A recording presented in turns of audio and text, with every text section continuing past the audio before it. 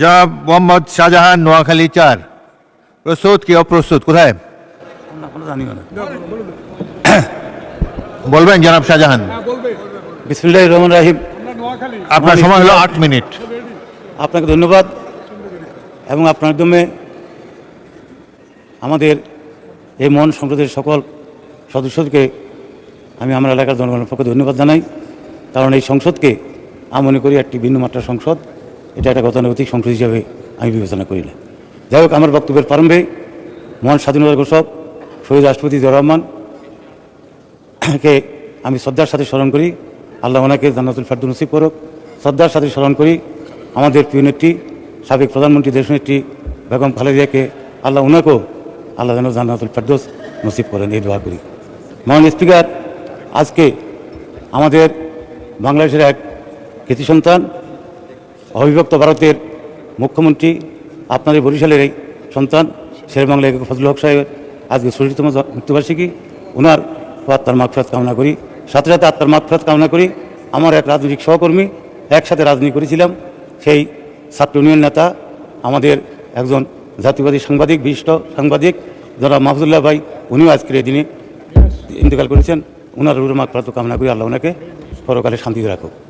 মহান স্পিকার, শ্রদ্ধা জানাই সেই স্বাধীনতা যুদ্ধ থেকে শুরু করে সেই জুলাই আন্দোলন করে যারা শাহাদাত বরণ করেছেন সকল শহীদদের প্রতি, জুলাই আন্দোলনে যারা এখনও অসুস্থ অবস্থায় নিহত করছেন, আল্লাহ তাদেরকে সুস্থ করুক, আল্লাহর এই কাছে এই কামনা করি।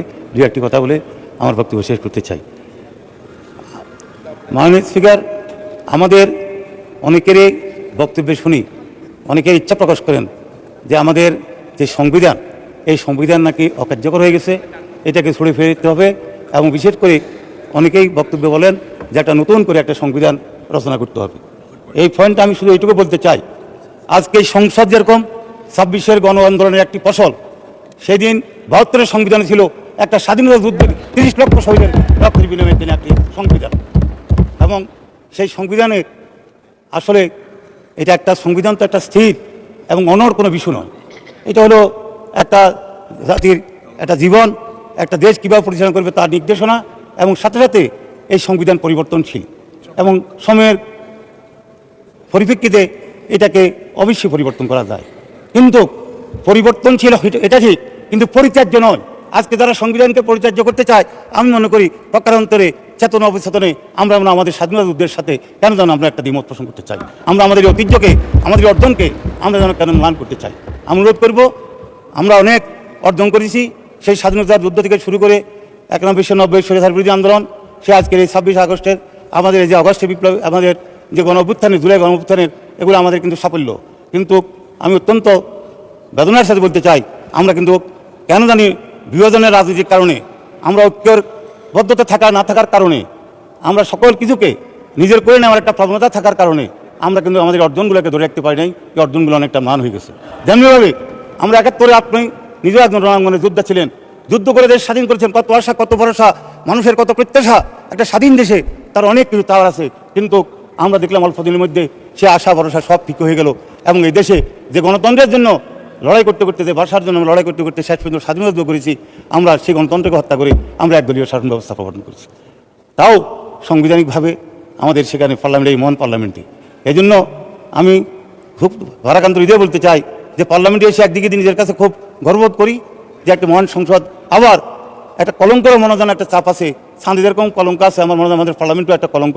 সে বড় কলঙ্ক হলো আমরা এই মহান পার্লামেন্টে ২/৩ সংখ্যাগরিষ্ঠ ধরে আমরা গণতন্ত্রকে হত্যা করে একদলীয় শাসন ব্যবস্থা প্রবর্তন করেছি। আমরা সেই অবস্থা আর ফিরে যেতে চাই না। আমরা চাই আমাদের অর্জনগুলোকে ধরে রাখতে। তারপরে ৭৪ সালে দুর্ভিক্ষের পর আমি জানি না আমাদের কী অবস্থা, সেই দুর্ভিক্ষের ভয়াবহতা এখন আমি নাই বললাম, শুধু অব্যবস্থার কারণে।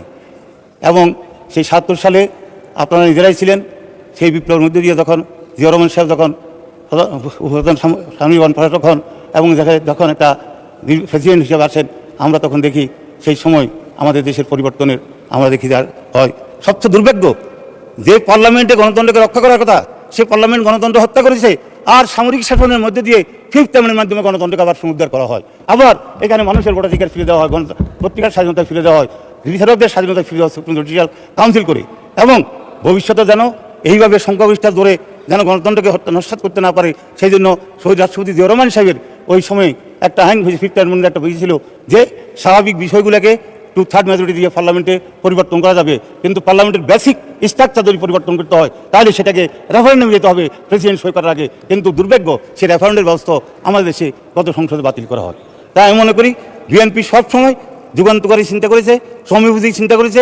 বিএনপি কখনো এক দলীয়ভাবে এক পেটে চিন্তা করে কিন্তু দেশকে গড়তে চায় নাই। বিএনপির ইচ্ছাই, বিএনপির রাজনীতি হলো সকলকে ঐক্যবদ্ধ রাখে, সকলকে নিয়ে জাতীয় সমস্ত শক্তিকে ঐক্যবদ্ধ করে দেশকে সামনের দিকে এগিয়ে নেওয়া। এই হলো বিএনপির আদর্শ রাজনীতি। সেই আদর্শ রাজনীতি যেমনিভাবে জিয়া রহমান সাহেব করেছেন তেমনিভাবে পরবর্তী পর্যায়ে দেখেন সেই স্বৈরাচার বিরোধী 91 সালের প্রথম সংসদ, আমি প্রথম সংসদ সদস্য নির্বাচিত হই।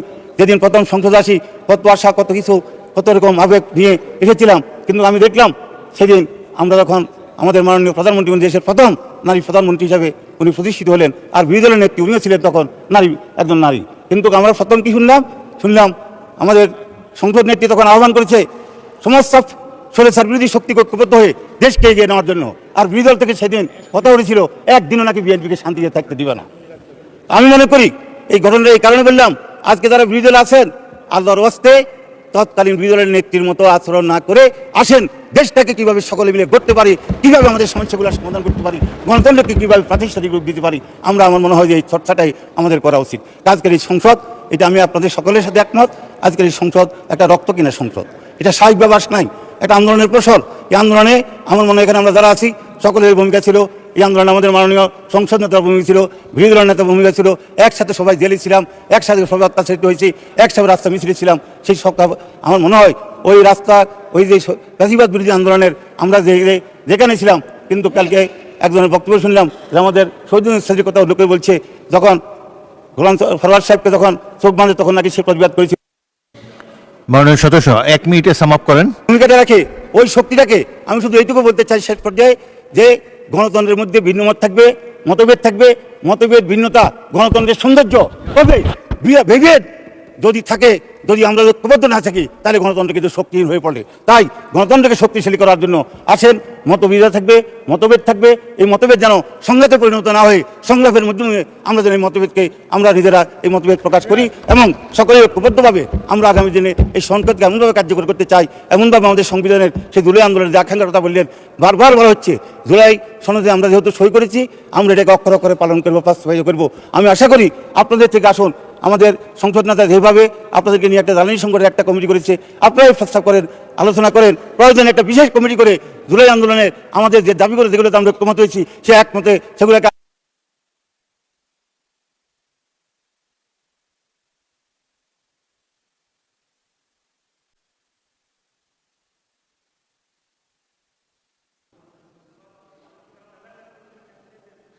আচ্ছা বলেন, 1 মিনিট বলেন। এলাকার অনেক সমস্যা, তার মধ্যে আমার এলাকার সবচেয়ে বড় সমস্যা হলো বড় সমস্যাটা বলেন। দলবদ্ধতা আমি মনে করি আজকে আমার জন্য অভিশাপ। কিন্তু আমাদের সরকার যদি একটি ভালো যুগান্তকারী পদক্ষেপ গ্রহণ করে তাহলে এই দলবদ্ধতা থেকে আমি আশীর্বাদে পরিণত করতে পারি। এই দলবদ্ধতা নিরসন করার জন্য আমাদের নদীগুলো খনন করে যদি আমরা পানি নিষ্কাশনের ব্যবস্থা করি এবং আবার শীত মৌসুমে পানিকে ধারণ করতে পারি, জলাধার নির্মাণ করে, অর্থাৎ আমাদের একটা নোয়াখালীতে সুবর্ণচর একটা সেচ প্রকল্প, এই প্রকল্প বাস্তবায়ন করলে যেমনভাবে আমি সারফেস ওয়াটার ম্যানেজমেন্টের মাধ্যমে কৃষিকাজ করতে পারবো, তেমনিভাবে আমি আমাদের কৃষকদেরকে এই জলাবদ্ধতাকে রক্ষা করতে পারবো। আমাদের নোয়াখালী সিটি কর্পোরেশন, আমাদের নোয়াখালী বিভাগ, অনেক এই যে নোয়াখালী উনি বলতেছেন তো বিভাগ, যেহেতু সময় নাই সেহেতু এই বিষয়গুলো বিস্তারিত এখন আর আলোচনার অবকাশ নাই। তবে আপনার মাধ্যমে আমি শুধু এইটুকু বলবো, আমাদের যারা সরকারের সাথে যারা সংশ্লিষ্ট আছে, মন্ত্রী পরিষদ আছেন, আমি সকলকে বলবো আমাদের নোয়াখালীর প্রতি একটু দৃষ্টি দিবেন, যাতে করি আমাদের অবহেলিত জেলাটাকে আমরা যেহেতু বিএনপির বারবার এখানে বিএনপি দল। ধন্যবাদ মাননীয় সদস্য।